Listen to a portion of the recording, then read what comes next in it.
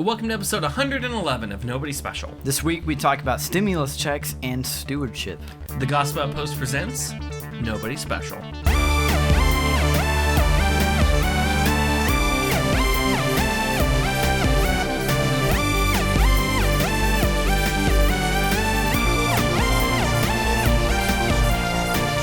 Hey everyone, welcome to Nobody Special, two nobodies talking about the somebody who matters. I'm Danny, the host and investment strategist of Nobody Special. And I'm Caleb, you're the host of Nobody Special. This is a podcast where two generations of people talk about God, pop culture, politics, and everything in between, all while not taking any of it too seriously. Hi Caleb. Hello.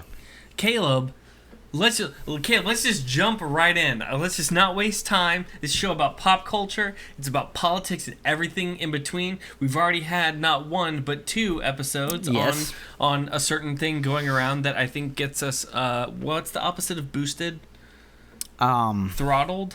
Throttled On YouTube. I thought that meant that you speed up. No. Wow, I've been misinterpreting Throttled that down. all I guess my it life. could, but we've done two episodes on those. So Caleb, what else has been going on in the world? We've had coronavirus. No, don't say it. And I also just said it'll throttle us. Coronavirus. Well, And I may have thought you will never see this YouTube video. that we may have skipped some weeks of recording, even though no, it's actually just been 1 week. We thought we skipped some weeks of recording. And some big things have happened. We got that good, if you know what I mean. We got that STEM money. That STEM money. This is not where I thought we were going with this. Hold on. Nothing has happened. Yeah. We were talking about this beforehand. Like, nothing has happened. Yeah. I mean, we did get the stimulus checks. Yeah. And we are going to talk about that. Some of us. I know that some people haven't. Like my brother said he hasn't, as of the recording of this, said he hasn't yet. Well, if Colorado wants their No, like nothing. So I was about to make a bad joke. Thank you. Me too. I was actually thinking about on our past few podcast episodes, and I was just thinking like, wow, everything that has happened that we could potentially talk about, we've already talked about, and talked about it before it was a thing. Right. So talked about government control last week. It's like now that stuff's gone crazy, and I super don't want to talk about it. Do you want to talk about it? About what? Michigan? Oh. Yeah. No. I mean, we made our statements. We did. We said said our what we piece. believe. And then it amped up immediately. Yeah. And I was like, darn it. That it would have made more sense to talk about it this week. No, we got it in early now. Because now people get to watch, although it's not the most come back and updated version. Right. How is it that everything is changing and staying the same at the same time? Yeah. Am I the only person who feels that? Yeah. No, I get that. Yeah. But, I mean, the stimulus money. Stimulus money. It's bad when you almost, okay, I enjoy coffee. I'm a generic Christian white guy who likes coffee, especially dirty chai lattes, all right? Judge me if you want. But I will, because it's not coffee. It is. Chai latte? Dirty chai latte. 2 shots of espresso. Oh, you're right. The dirty I don't part. do Okay. chai lattes. If it doesn't have coffee in it, is it even worth drinking? Chai latte? Yes, absolutely. But have you had a dirty chai latte? Yes. You get it all in one. I like And it gives chai it a more latte. That was my dampened, introduction to coffee. sweet taste. It's not as sweet. That's That's it was why I actually like my it. introduction to coffee in college. It was the chai lattes. Yeah. And why I had to not have a couple meals in college because I put it on my student card. Sorry, Mom and Dad. Yeah. I used my flex money for Starbucks on campus because someone got me hooked on that chai latte, and then I tried to scan it at a place for a meal. They're like, "No can do, homie." I'm like, "Wait, hold on." But please, but please though. So I had to, Yeah. Anyway, Bringing it full circle though, the stimulus check. Mm-hmm. It's bad because I almost bought a $400 espresso machine. Which I would consider to be a cheap espresso machine. It is, Yeah, but it's it's really, I did so much research on it too. It was Right.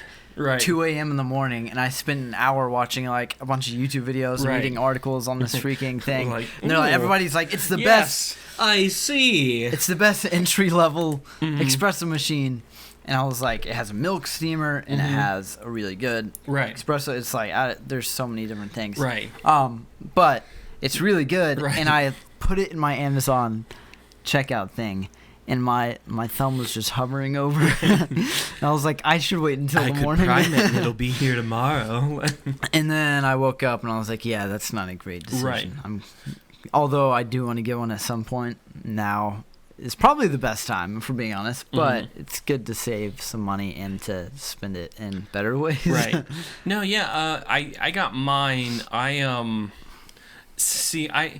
joked that people have been encouraging, hey, just spend it on stuff, put it back into the economy. And I don't know if that's the best financial decision. But I'm also not a big fan of people saying like, this is how you should spend the money that you got.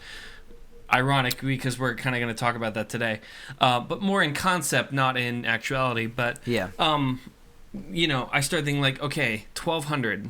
If I'm going to just blow $1,200, how am I going to blow $1,200? And the next thing I knew, I had a cart full of like $3,000 and stuff, and I'm like, I don't conceptually get this. Right. And I'm coming at it on the perspective of, I have been spending this check for years now, like on just dumb stuff. Yeah. So I pre-stimulated the economy. I'm the reason it hasn't crashed at this point. Yeah. I would share. Hey, Christian book companies, you're welcome, because I have 12 books I want to read and haven't started. I started one of them and new books came out and I did order a couple. Yeah, you have a lot of books. That is I love for them. sure. Yeah. I enjoy them though. Yeah, but you actually read books, so you can get away with it.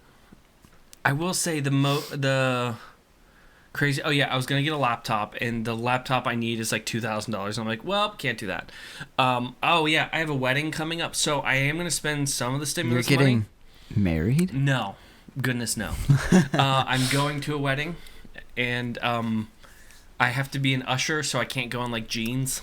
I don't even know if I don't even know what's going on in this wedding because it's in mid-May, and I'm like, but the world is shut down. How y'all doing that? And do I still have to usher?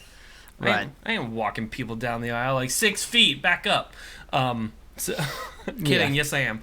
But I realized I don't own a suit. Really? Yeah. I don't. That's crazy. How do I have like 2 suits and you don't have one? The occasions for me to wear them don't come up. Yeah. Go to H&M. They have good suits, good cheap suits. The tax place? No. The good clothing brand. Oh, that's H&R. H&M. HR Isn't that Block. for like Hipsters? Well, I meant, don't all their things say slim skinny on them? No, not all of them. It's like half the pants at Target I want to buy. I will say it's majority. Yeah. They're Like, not maybe friendly online, in size, if I remember right. Yeah. Well, listen, I'm jogging more. But the reason I brought it up is because, down. like, they have really, I mean, it's a pretty nice suit. Obviously, it's not freaking the best, but... Right. And I think I got a full set with, like, including a vest and shirt for, like, $150 to $200. I'm going to show up more dressed up than the groom.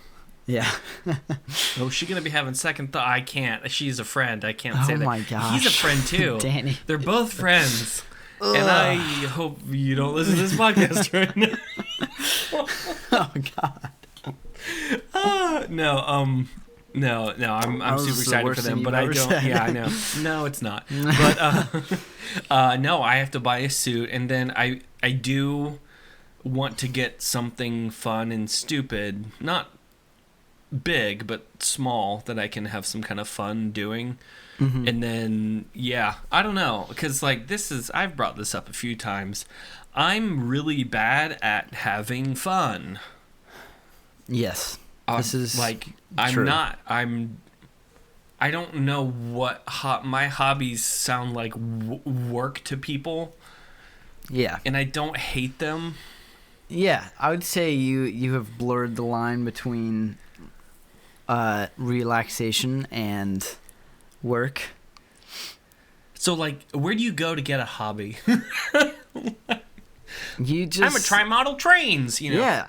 Literally, I mean, I think it's literally just trying new things. Okay, so... that you haven't tried before. I did almost buy a crazy amount of marbles, and this is not a joke. Danny, don't bring this up. This is not a joke. No, this is embarrassing for me to even be around you when you bring this up. But if I set it up in here, you would absolutely be like, okay, kind of cool. So I've been into marble racing on the internet. Oh my gosh, it's the coolest thing ever. They race marbles, and they have a guy who I think does it professionally do commentary, and they have teams and team names and team logos and all that. They have all these things, and so and they build these intricate courses that they go down, and I found myself at some point going like, after someone passed another team, like, no! Like, that's my team. I was cheering for a team of inanimate objects because I was invested in it. Let's put this straight. And then the most infuriating part is I can go to their website, because the man has a website, 750,000 subscribers on his website, and his merchandise, there's t-shirts, bumper stickers. Do you know the one thing there isn't? Marbles. Like, why would you not? Yeah. I would. That is kind of, I mean, but... They're marbles. Yeah. But Stupid. The thing is, okay, I'm not going to support your thing. I don't even know what to call it. It is an obsession. New business venture. But you made me watch like 2 of them the other day, and those weren't good. Okay. All right, you were enjoying it the whole time. No, I was. They weren't the best. But I just feel like I just wasted 20 minutes of my life, because that was a short one. There's no satisfaction. It's nothing. Nothing is happening. Essentially, they're racing marbles and their teams. It's like the guy is like making it seem so hype. Oh, the blue one just passed the yellow one. Because the blue one passed the yellow one. And you're like, but they shouldn't do that. They're just rolling down the same path. But they pass each other. It's crazy. But, then you start thinking like, oh, that's a cool marble. You have to think about it. Each marble has its own unique characteristics. I know, like people. And that's why it happens. Like people.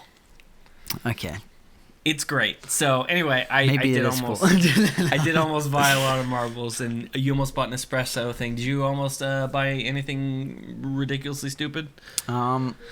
I mean, I do have set things that I want to buy. Right. Like my hobby is. Right. Oh, sorry, microphone. My hobby is rock climbing. Mm-hmm. So the rock climbing gym I go to, it's closed. It's closed, and I don't want them to close permanently. Right. So I'm gonna buy like a 2 months worth of a membership, so that's like $200 basically, maybe a little bit less. Okay. But just to help them out. Okay. I mean, that's really the only thing I have planned though. Yeah. It's crazy. I mean, this is the most money I've ever had, just sitting there. But most of it's just in savings. Right. Just waiting. Right. And now, as I was thinking about these checks, because they did go out, and everybody's instinct is either to like pay off bills or just go like, I have money, unbudgeted money, and blow it off on like stupid stuff. And granted, I totally understand the stupid purchase, but there's a lot to say from a biblical perspective on being good stewards. Mm-hmm. So overall, although this is a weird time all of us are in, our focus is not on the stimulus check, but just on being good stewards. Now, a couple of things I want to clarify first, because they were explained to me, and I went, oh, okay. And this is about the check, so I know I said we're not talking about it, but I do apologize about that. How dare you? First, and I just want to clarify if to people that got the check, okay, it's not just free money that they handed out, because that was my understanding, and I was like, that's a bad plan. And granted, still don't think the plan's great, but it's all right. What it is part of the tax refund of 2020 that you haven't filed yet. So if I do my taxes next April, and turn them in, and it says like, congratulations, you get back $700. Well, guess what? I don't, because they gave me that out of the 1,200 I got in this. Now, granted, if I get the $700 back, I don't owe them 5,000 more. 500 more dollars. But in order to get money back on taxes, I have to go above 1,200. So if that's a check that you got, just understand that your taxes, if you get a refund, if it's not over $1,200, you ain't getting the refund because you already got it, and plan accordingly. So that got explained to me, and I'm like, it's not as bad of a system. They just still not great. Gave it to us in a time we needed it more than last time. It's still not great. Except for contractors. Contractors are not going to be happy next year. Right. It does incentivize people to owe $1 or find a way to owe $1 in tax next year. And I need to figure out how to do that. Like, how do I maximize this? But if I'm trying to be a good steward of things, Caleb, stewardship is a word that gets thrown out often. It's kind of a Christian buzzword. What does stewardship mean to you? Stewardship. I mean, I think it ultimately comes from an understanding that everything we have is not ours. It is God's. It's a gift from God, and that's basically as simple as it. It's basically. I think it can be hard to understand, especially for newer Christians, just because you're growing slowly, obviously, and even for me, I still have to wrap my head around God has blessed me with everything I have, the job I have, any friends, everything, and so being a good steward means that understanding that it is His, and that because of that, God calls us to give. Right. And so basically, I was talking about this with you earlier. The way I think of it is, it's the only time regifting is okay. I love that, by the way. Yeah, this is regifting. This is regifting. And that's kind of what we're going to get into today. Is that? Yeah, it tends to be applied, or Christians tend to apply it in just a monetary term, and I do think it applies there. But the idea behind it is actually greater than the monetary aspects of it. Although the way Christians actually they handle their money and treasure is important, and is, I think, in the Bible, I think Jesus talks about very much. It's up there, but he talks about it because it's tied to this idea of idolatry, almost, that it's this thing that people chase after and pursue in order to fix all their problems, and that if I'm just trying to chase after money as a god, then at the end I'm going to have a lot of money and have no God, because money can't actually satisfy. And I think part of the stress everybody is feeling, because jobs are being threatened, all this kind of stuff, they're turning to money as a means of, this is what I need to survive. There's a hint of truth to that, but it misses the bigger point, I feel. Do you know what I mean? Yeah.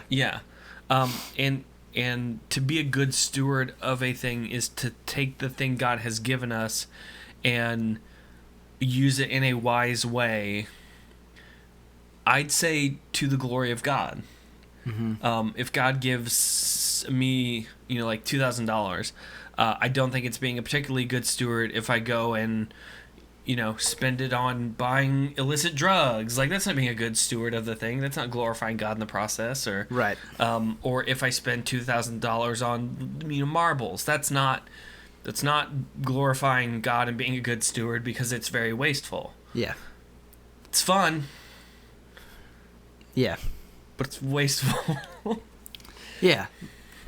I think that there's a place to, buy things that are fun. Yeah, absolutely. I think that really it comes at an understanding that, it is not going to satisfy you. Yeah. And I really find that it becomes better and more like a cooler thing when I understand that. Like as a kid, I had tons of Legos, and I loved buying Legos. But like one day I realized that after I had like freaking 30 sets, this is like I kid you not, this is kind of funny because this is the way that I realized that things on Earth do not satisfy is through Legos. Yeah. Although it's still one of my favorite like toys. Yeah. As a kid, but like it really taught me that, you know, this isn't going to satisfy me. No matter how many I buy, it's still empty inside. And knowing that, I mean, how many do I need? More. Yeah. and having the knowledge that God is the thing that fulfills you, and then being able to buy something and enjoy it with that understanding. It sounds odd, but it's just different. And I feel like through that, we have more pleasure in what we have because we don't have those expectations. Right. And it's a healthier place to be at because we understand that God is a thing that is over everything in our lives. Right. And, you know, he's the one that fulfills us. And therefore, like, this espresso machine is not going to fulfill me. No. But dang, it'll make a good cup of coffee. It'll fill you, but not fulfill you. Yeah. Wow, that was a really, like, they taught us that in seminary. Just like fill the word, switch the word over a little bit. No, I mean, I think part of it's in our nature as people to be kind of, to a certain extent, kind of hedonistic. Of it's all about chasing pleasure. And I do appreciate, although I disagree on the term, that Piper is trying to change it to Christian kind of hedonism, that our ultimate pleasure comes in Christ. I just disagree on the term Christian hedonism, and we've talked about that. We can talk about it again if we need to, but whatever. Our ultimate kind of fulfillment comes in that. But I mean, they've done studies. They've asked people of all income ranges, hey, when do you think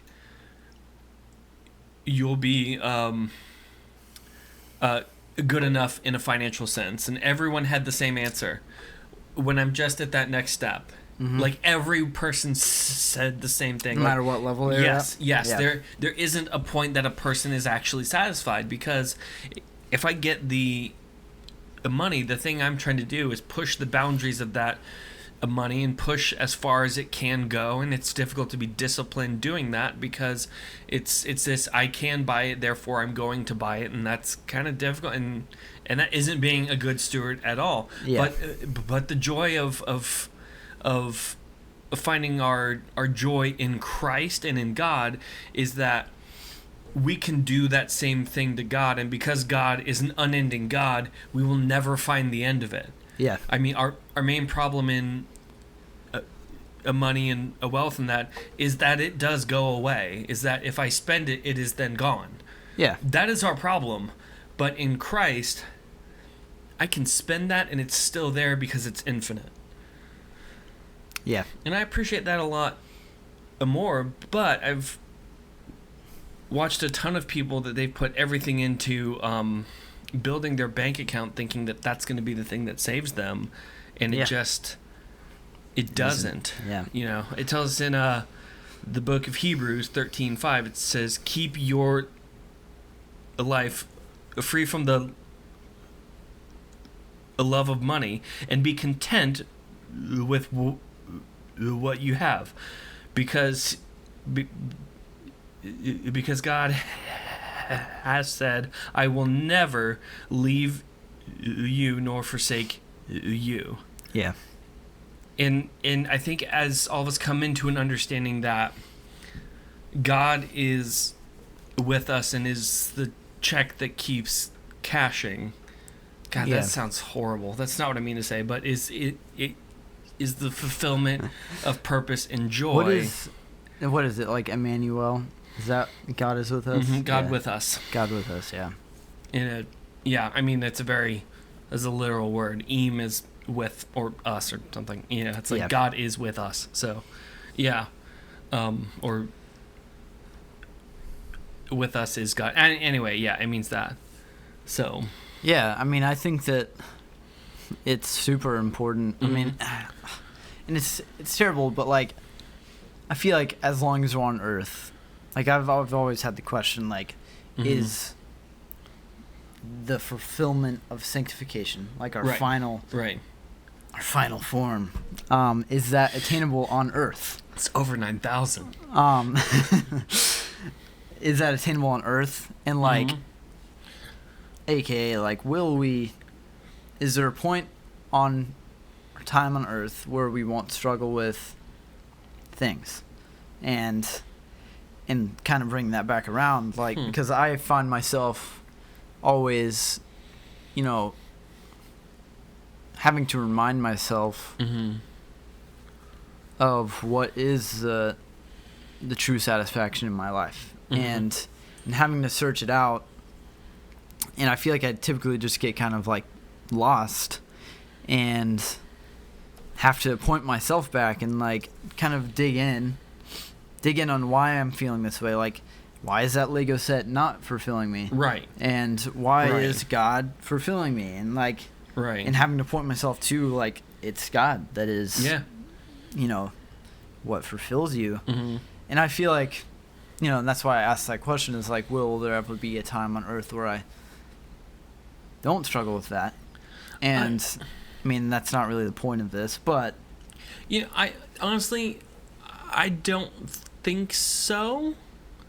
I mean, I'd say over the span of me being 35, it's the same sin. It just put a different hat on for all 35 years. And I've gotten better at some and not made as much progress on others, but overall it's still the same thing. And I just think the seasons change and some things might get easier, but I still think it's there. Do you know what I mean? Yeah. And there's it talks about in 1 Corinthians 13 that now we're able to see through a mirror dimly, but then face to face, and now I know in part, and then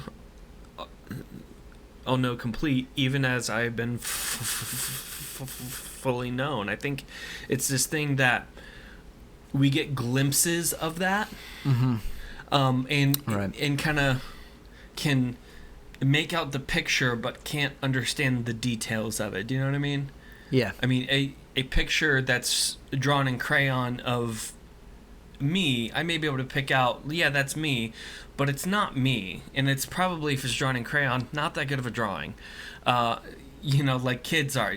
Kids art's bad, but I can understand, like, that's a tree. Now, does it carry the intricate details of a tree? No. It's triangle and has a brown tube on the bottom. Yeah. So it's kind of that thing. It's I get glimpses of it, but I don't get the grand beauty of the picture until I'm face to face. The way I think of it is kind of I don't even know it. Like, I can't remember because I haven't studied Plato in a long time, and I think it was him that said this, but who knows? I almost got Plato. The way I interpret it. Sorry, go ahead. Be quiet. The way I interpret it is that it's his analogy of the two people in the cave. With their backs to the fire, and they see their shadows on the cave wall, and that's all they've ever seen. Right. And, eventually one decides to get up. Right. And, sees there's a fire, and they're like, oh, and then they walk out. But it's dark, so, like, their eyes are, like, just blinded, but how you can make out some stuff. Yeah, and they're like, oh, there's more. And so they go back in to tell the person, but, like, that's kind of... And... it's kind of the way I see Christianity in a way, is like, we can't make out everything, but we know that it's there. Yeah. It's like trying to explain color to a blind person. It's like, it's beautiful and it's amazing. Open your eyes. And that was so, like, I feel like that wasn't even close to what Plato was trying to talk about, but that's just kind of how I interpret it. But the real ancient scholars will let us know in the comments if we nailed that one or not. I'm sure my CC friends will let me know. Please do in the comments publicly. Sophia, yeah. The name we were both thinking but didn't say. We love you, Sophia. But like, yeah, I think that's just kind of what it is, and it's interesting to see. Like an old person, and they are so in tune with what God wants for them, right? And talking to Him, and it's crazy. And you're like, I want that. You know, I want that burning desire inside of me all the time to spend time with God, to tell people about Him. And then I kind of realized that, like, a relationship with God is just like any other relationship. Like, the moment I meet someone, or even if I've been friends for 10 years, it's not going to be me being friends with them for 90 years off the bat. Like, it's just not. You know, you're never going to be at that point. It only takes time and actually putting in the work, investing in that. And we're getting really off stewardship now. I actually think this is dead on for stewardship, because the two are connected. Being a good steward and being a disciple are very connected, because if I am trying to be obedient to God and to follow God, not in order to earn God's graces, but because I have the grace of God, then I need to be a good steward of the things I've been given as an expression of the abundance and overflow of God's grace to me. And that means that as I get this check, I need to spend it in a way that is God honoring and glorifying and consistent to the things God's called us to do. I mean, the actual things I'm doing are I'm paying down debt because I've gone through the Bible, and it speaks very, very poorly of debt.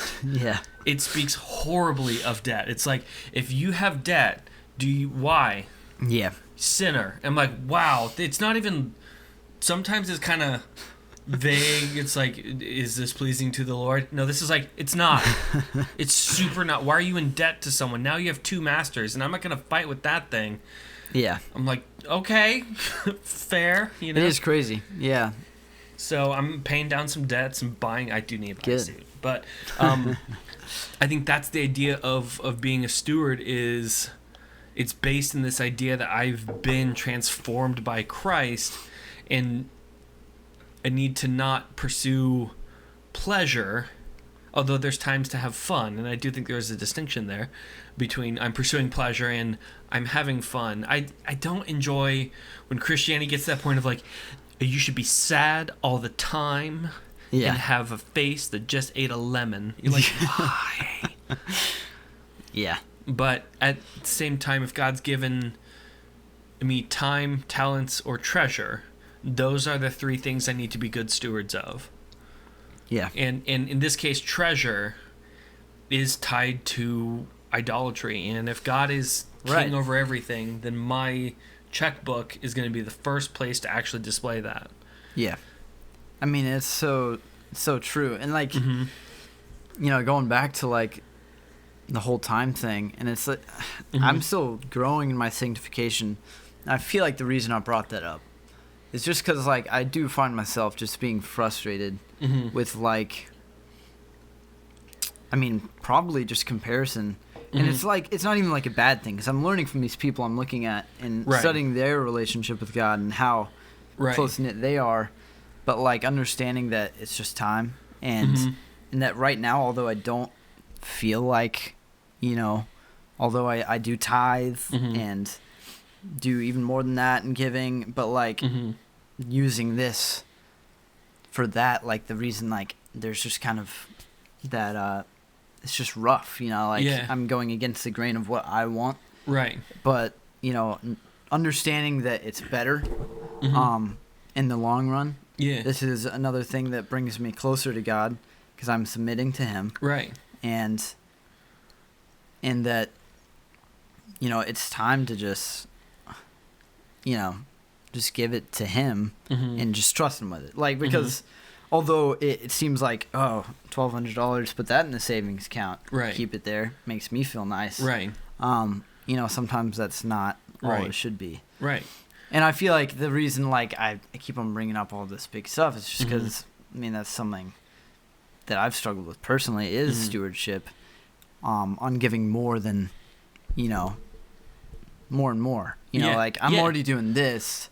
Why should I do more? I've already paid God this week. I'm not going to pay Him again. And it's an attitude thing, 100%. Like, the moment you bring up I have to instead of like I get to, like God has blessed me with this money in order to give some back to Him and our community, to point people to Him. Like, the fact that is a thing, like money, you think about it, it's one of the most treasured things, and because of that, like, people see the sacrifice when you give money to them. Yeah. Or things, and like, and being able to point that back to Christ is a super powerful thing. Absolutely. And so it's all about a perspective change for me, and just like understanding that I get to. I mean, people say that a lot, like, I get to, not have to. And I want to be clear for the things I am and I'm not saying about stewardship in specific, kind of this check that we've brought up so many times, even though we're not talking about it. We're sorry, listeners. We're weak. Yeah. We're very weak. I want to be clear about the things I am, and I'm not actually claiming. I'm not claiming if you don't take this check and give it to a church or a missionary, then you're no longer the body of Christ. I'm not saying that. But if you're... part of being a good steward, I think there is I call it the practicality sniff test. And there are some things, even theological concepts, that just don't pass the practicality sniff test that doesn't make sense. Like, I've had that argument with a few people. It's like, no, it's this. I'm like, do you hear that? Like, that's ludicrous, and we won't get into what that was. But, but if you're like struggling to get groceries, or are covered in mountains of debt, like that kind of stuff, you're getting all these notices and all this kinds of thing. This is not the time to like redo your carpet. You know what I mean? Like, this isn't. Do you know what I mean? It's like, I bought a new car. Like, this is not the time for that. Being a good steward is, if God has given this opportunity to care over a thing, don't put it into a thing it doesn't need to be blown at. Now, to a few people, that is going to be, a few people can go and do that because they are fine, and this is to help boost the economy, and that's okay to do. I'm not saying, well, if you get a new carpet, you're doing the devil's work. I'm not saying that either, because the whole economy is going to need to be stimulated, but be a good steward of the opportunity you've been given, and that, I think, kind of breaks down into context a bit more. Do you know what I mean? Yeah, I mean, that's what's crazy about like stewardship, is that we can $1,200 in Hershey's. That's not. Yeah, unless you're a candy maker, that's not a good. Everybody's situation is different. I mean, like, stewardship, you really just have to pray about where God's leading you to go. Right. I mean, because like, what stewardship looks like for me is very different from what it looks like for you. Yeah, absolutely. And if I buy a new camera lens, it doesn't make sense. If you do, that's like an investment in your career. Right. I mean, to me, that's frivolous spending. Also, I don't need all right, but you know what what are you talking about? You always need a new camera lens. That's how this works. Yeah. I want a new camera. That's where they get you. Yeah. Your camera lens are my theology books, all right? Like, that's how they get you, you know? It's just one more. It's of a set of 20. So, like, shut up, I'll buy them. I'm uncomfortable, like, saying specifics on what you should do with your money. Right. And which, that's like, what I was you're getting not, at. Yeah, like, you're not I'm actually saying that. Don't. Yeah. You know. But, you know, like, I think really what's important to do is to tune in to, like, what God is trying to tell you to do. Right. And maybe it's not buying new carpets. I don't know why that was something you said. Or a new car. I think I was looking at my carpets, I'm going to be honest. You really want new carpets. I really do. You can't redo the carpets in the house, you know? Well, like, all right, I'm trying to save up for a house. So at this point, if I'm saying, like, I'm going to buy $1,200 of marbles, I'm just going to rag on myself, whatever. Because I did think about it, and I priced it out. Anyway, it's a lot of marbles. It was going to be awesome. It was going to go all around the ceiling. It was going to be great. Anyway, yes. Sorry. Where were we? The question, I don't know. I'm just going to move on. The questions I think that are important to ask is, if I'm trying to be more like Christ, then if Christ is me and is in this kind of situation, what would Christ do? And I know that sounds like blasphemy, you know, or something. Ha! Lord's on my side. The light just went out. If you're watching the audio version, watch the YouTube version too. Watch them both. If Christ is in my kind of situation, what would Christ do? Mm-hmm. Because there are times Christ had to like take care of food, and there are times he had fun. I mean, there's times to do that, and there are times that he had to spend investing in the people and the relationships and all that. He had to do that. Those are important. Yeah. But spend in a Christ honoring way, because if I'm trying to be like Christ, then everything I do needs to ultimately point towards him. Yeah. And I think that's part of being a good steward. Yeah. Mm-hmm.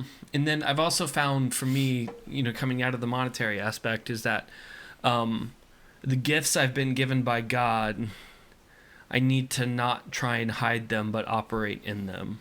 Mm-hmm. And I mean, me personally, and I wasn't super planning on talking about this, don't know why we're here, but why not?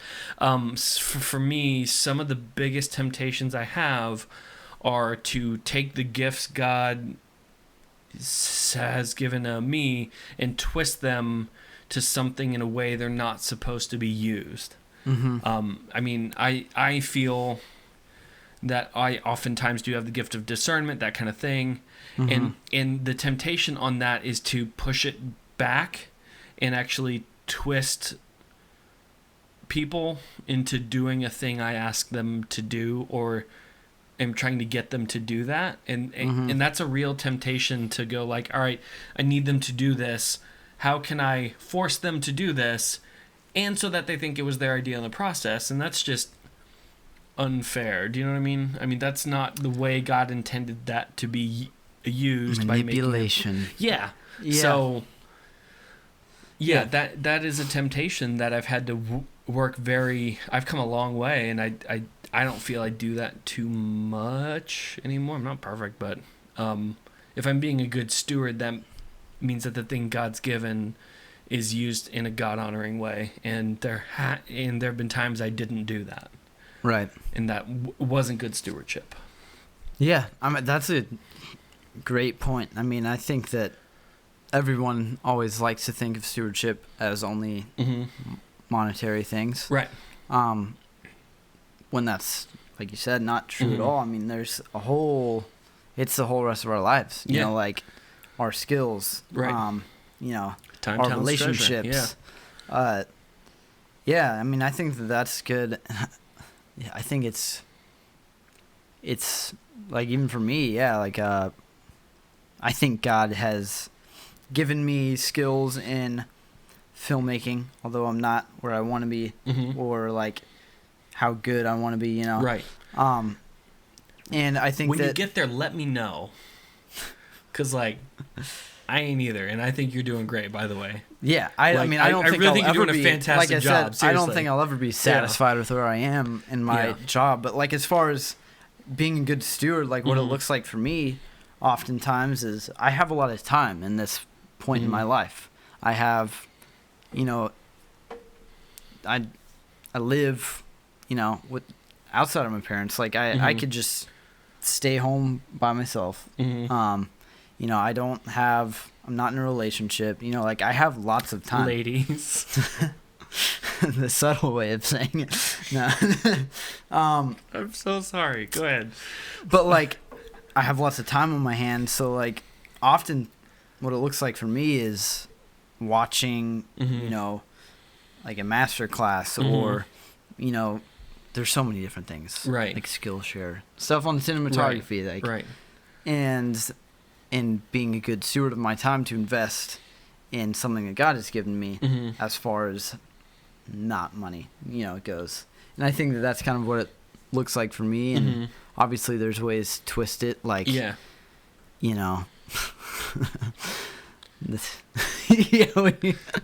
both went in the same place. We're with both our head. right there. Move on. We're not sharing that. Moving on. But yeah, point being, stewardship. Why does anyone else listen to this? This is for us. This episode isn't about you. It's about us. We're stewarding our relationship by building the friendship. Yes. By taping this. Yeah. Stewardship isn't only a monetary thing. It can also be relationships. It shouldn't be as funny as it is. But the fact that we both went there at the same time. Oh, moving on. Oh. All right. Stewardship can also be relationships. I'm crying. Okay. It can also be relationships. That person that God has put in your life that needs some mentoring. Right. And like I said, you have the time. Hang out with them. Okay. I said this all the time as a youth pastor, and y'all know who you are. Sorry, I'm just calling them out. I say this all the time. All relationships take work. Period. Yeah. And this is like, no, I know, I gotta spend time talking to this girl I like that's not what I said. That's not what I said, because you heard me incorrectly. That does, but if you have 24 hours in a day and 8 of those are spent sleeping, which we should all be sleeping more, right? This has got us all messed up, but you have so much time, and all relationships take work, including friendships. And so if a person is going like, I'm going to take all these chips and put it into this girlfriend that I just got, and I'm not going to talk to my friends again, then you are not being a good steward of the friends that you've been given, because they will go away. That's a good point. Period. And I said that over and over, and they're like, yeah, but she means the world to me. Y'all going to break up. You're in high school, and I'm sorry. Statistically, it's not going to last. If I'm a betting man, I bet that every time, because overall, come out on top.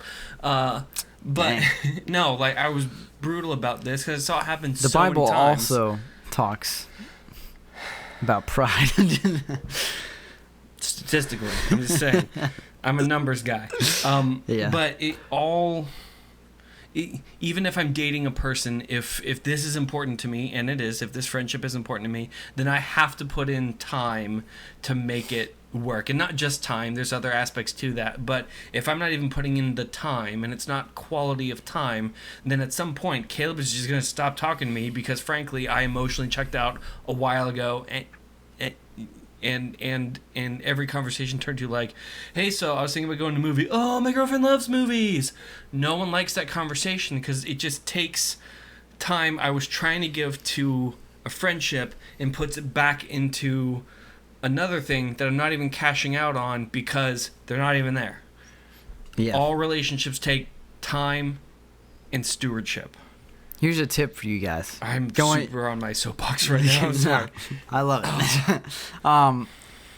This is really off topic to it. I mean, kind of. Whatever. This whole episode. If you have someone, because this happens to everyone, especially, like, right. You've been friends for a while, and then they get a girlfriend, and you want to invite them out with the rest of your friends, but they always want to bring their girlfriend. Right. Here's what you do. And this is a tip that someone gave me that I will use forever more. And you just have to label it. It's all about the labels. Right. Label it as a bros night. Right. You got to give it a name, or else they're going to always try and bring their girlfriend. You'd be like, all right, we're having a bros night tonight. We actually, growing up, there was a, this was a high school for me. There were 3 of us that we hung out all the time, and it was 3 guys and the girl. And we actually called her girl, because in the group she was the girl. Yeah. She loved it too. Like, she's like, I am all on board for this. And it only got weird when one of us started dating her. That's when the whole thing ended. And I went to college. It was just not good. Anyway, but it's, I do think it's important to, like, introduce the girlfriend, that kind of stuff, because it is, you're... I proud of it. Do you know what I mean? It's like, this is an important thing. And friends do need to be a part of that. It's important to have that a part of that. There is a time for it, yeah. Not all the time. Exactly. I mean, yes. There are plenty of conversations that if I'm having a deep conversation with Caleb, and Caleb's dating a person, and then he goes like, "Oh, can I get Tiffany?" That's a made up name, but if you're a Tiffany and you're paying attention, oh my God. No, I'm kidding. Please don't. If Caleb goes, "Oh, I'm gonna go get her," I'm gonna be like, "Hey, cool. This conversation's over then. Like, she can come as much as she wants, but I'm closing down for the rest of the night." Yeah. Because there's ways to be good stewards of the opportunities God's given. Yeah. So, wow, we just went down the old relationships route. Yeah. I think It's not even February. We skipped that in February, too. Good for us. oh man, did we? Yeah, the world was almost on fire. Did we? I don't know. I don't. This has been the longest. It's been the longest. This week has been the longest month ever. Yeah. Now, I do think, speaking of opportunities, I do think there is an opportunity coming up to be able to be the church on a global opportunity. All the economists are kind of predicting that this thing going on, because the economy's functionally been shut down for 2 months now, almost 2 months, is going to have massive economic impact that'll take decades to fix. And there's people that they're on unemployment, out of work, or they're trying to figure out, okay, how do I get my next meal and care for my kids because I don't have a job and every place is closed. And I think if this isn't such a clear opportunity that the church can be the church, then I don't know. I don't know what we're doing then. I mean, this is a clear opportunity. And to people that are okay, I'd say this is an opportunity to take this gift that's been given and to sow it into a person in need. And then even after stuff opens back up, it's going to get rough out there because no one has any money. And if people are able, then I can glorify God through generous giving to people that are in need. I think a lot of people tend to discount that aspect of things and say, well, I'll pray for them. I'm like, cool, and you should absolutely be praying for them. But a person they're not going to comprehend or think about the gospel until their needs are being met. And this is just part of the thing Christ did, is he cared about the broken, the poor, all the people in hospitals, all these people, because they were in the most need. Yeah. And he cared over them and healed them and then told them, now follow me. Yeah. Because if that kind of first thing, if I can't kind of figure out, all right, how am I going to make it through today, then figuring out my eternity is like, I'm trying to get bread for the next 6 minutes. All right. So that's where I'm at. Yeah. And if I am able to, I need to be able to either donate to places that are doing that or take care of my neighbors or other people I see in need. Yeah. I mean, I think that's a great segue into this verse, which is Matthew 6:19 through 21. It says, "Do not lay up for yourselves treasures on earth, where moth and rust destroy, and where thieves break in and steal, but lay up for yourselves treasures in heaven, where neither moth nor rust destroys, and where thieves do not break in and steal. For where your treasure is, there your heart will be also." And I think that, that's what it's all about. I mean, it's kind of funny because we, at work, were editing this video, and one of the people in it was talking, they brought up that verse, and it was, they're talking about their will and how, they had designated a lot of their will to go to, certain foundations, and and then they were like, hadn't even occurred to me to do. That's kind of what this video is about, is opening up the thing that you don't have to only give money that you have currently, but it can be in illiquid assets. Right. Death doesn't stop your giving. You can do your will, you can do stocks, you can do property. Gangster. Which is like, or in businesses even. It's pretty crazy. Anyways, they were talking about this, and that they had, set up to give all this money in their will, but like God was really talking to them and like, what about now? What about the people who need it now? Right. And I think that that's what this verse is all about, is that, obviously it's talking about like you can store up money and things, and it's gonna amount to nothing in the end. And that means that he who dies with the most toys still dies. Yeah. Yeah. And like give. So during the time that you have on this earth, like I said, it is a blessing that we are able to bless others and ultimately point them to Christ through that. And in that, ultimately that they will realize themselves, Matthew 6. I mean, 19 through 21. Right, that was the part I never understood. This is a hard left. I never understood that about Egyptian pharaohs. They're like, bury me with my gold. And the people said, like, well, of course we're going to do that. If I go, like, crazy towards the end and start going, like, bury me with my bank account, just put stacks on stacks on stacks and then bury me. Yeah. Your job is to stare me straight in the face and either say one of two things. One, to go, Danny, do not store up treasures on earth because they're going to... This doesn't matter. Yeah. Or two, depending on how crazy I am, stare me in the eyes and go, yeah, buddy. Of sure. We'll put all of it in there. And then don't do it. Just, like, what? Just steal it. Just give it to a charity. Just, like, he's nuts. It's fine. I mean, it's kind of Scrooge, right? Isn't that what, like... He ultimately realized, and he bought that one kid a giant turkey for Christmas Day or something. He also bought him like surgery to fix his medical condition. Yeah. He realized that, wow, this is useless. I should actually help people with what I've been given. Yeah. Because it's just going to sit around otherwise. I think that the Egyptians, that was like their religion, that when they died, their property would be transferred with them to the afterlife. So it had to be buried with them. We dug it up. We got it. Yep. Like we got it's all ours now. We got it. Yeah. So it's, if that's what they believed, it makes sense. But also we know that's just. All right, but even if they, I mean, like, Yeah. You know what I mean? Like, if I'm the guy who's wrapping up Tutankhamun, and I'm like, how many gold bars did he have? Someone's like, 20. I'm like, 19? No, it says here 20. 19? Gary.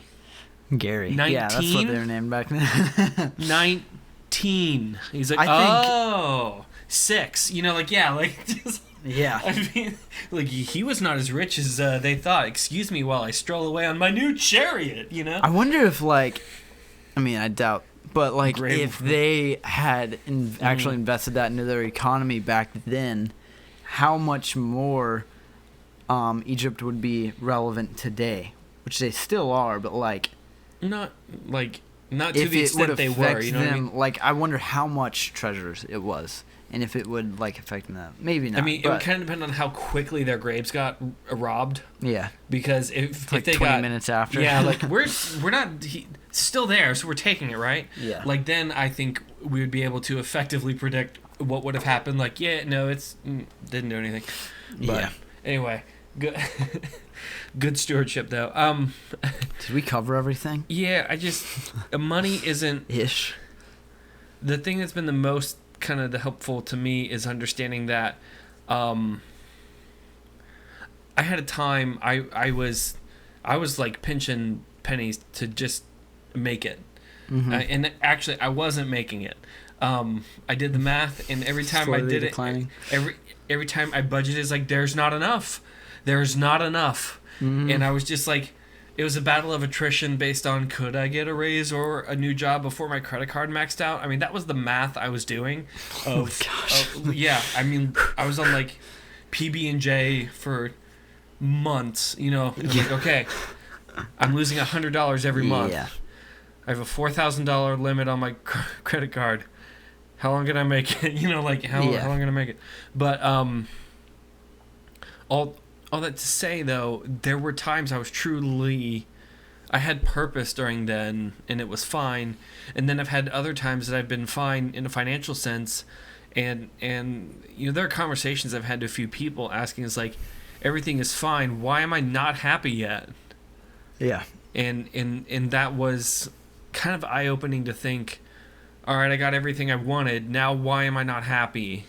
Why am I still miserable? Yeah.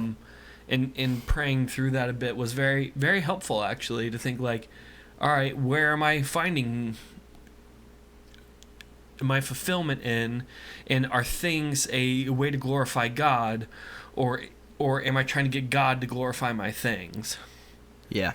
And to be honest, for the first part, I was trying to get God to glorify my things instead of my things to glorify God. Yeah. And making that switch became very, very helpful for me. So. Right. Yeah. So, we probably shouldn't buy an espresso machine or a bunch of marbles. We'll see. We'll get 10 marbles and a coffee maker. Yeah. Caleb, Mm-hmm. if people have questions, here's the deal, guys. We're going to level with you. There's nothing going on in the news. Mm-hmm. We want to know what you want us to talk about. So let us know. And we'll talk about it with a few exceptions. There are some things we won't talk about.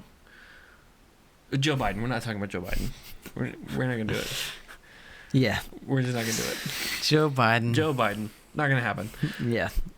We'll talk about the election maybe closer to October, November. Yeah, but if you have questions, Probably not. like ask us or just say hello. Where you can they do that at thegospeloutpost.com/nobody special. At the bottom of the page, there is a form that you can fill out if you want to say hello or just ask us a question. So you can also do that through our Instagram and Facebook at Nobody Special Podcast right there. And you can ask us questions through direct message or whatever the other one is, private message. I don't know why it always is hard for me. I don't know. Yeah. Y'all know how to send messages on social or media. You can it's comment 2020. on our YouTube videos, and we will see them for sure and try and answer your questions or just say hello. Yeah. As a schedule, just to let people know, our audio episodes come out on Friday, and the video episodes come out on Tuesday or late morning, early afternoon. Yep. Depending on bandwidth, call it what it is. Depending on bandwidth at the time, we get it out as close to 11 as possible, but sometimes, just bear with us. But that's our schedule. Please tell other people about the show. If this is a thing that you enjoy, give us 5 stars and to go and to share the post, to be a part of this. We love our community. It's the best community out there because they put up with us. Y'all are saints because of that. So please keep trying to share the show, ask questions, and all that. So, well, Caleb, I think that is going to do it for us today. I'm Danny. And I'm Caleb. And we are Nobody Special.